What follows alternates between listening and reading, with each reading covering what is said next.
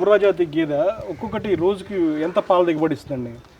ఇది depends on అండి animal హిస్టరీని బట్టి. ఒక్కొక్క యానిమల్ వచ్చేసరికి మన దగ్గర ఉండే ఏదైనా సరే మినిమం 8 లీటర్స్ ఉంటుందండి పర్ టైం. లేదు మార్నింగ్ 8 ఈవినింగ్ 8.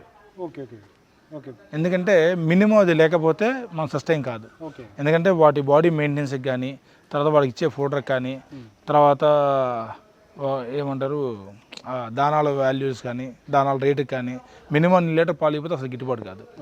సో ఇదేంటంటే 8 లీటర్స్ ఉన్నా కానీ 8 లీటర్స్ కంటిన్యూగా ఇవ్వదు.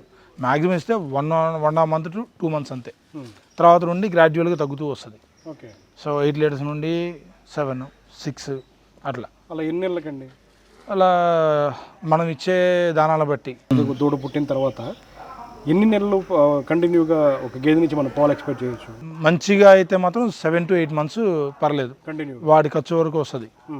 ఆ తర్వాత నుండి తగ్గుతూ ఉంటుంది. అంటే ఫస్ట్ 2 months మంచిగా ఇస్తాయి, తర్వాత 3rd month నుండి గ్రాడ్యువల్ తగ్గుతూ వస్తుంది. 3rd month, 4th month, 5th month. ఇంక 5th month దగ్గర సస్టైన్ అవుతుంది. అది 3 లీటర్స్ దగ్గర 4 లీటర్స్ దగ్గర ఇంకా అక్కడే ఆగిపోద్ది.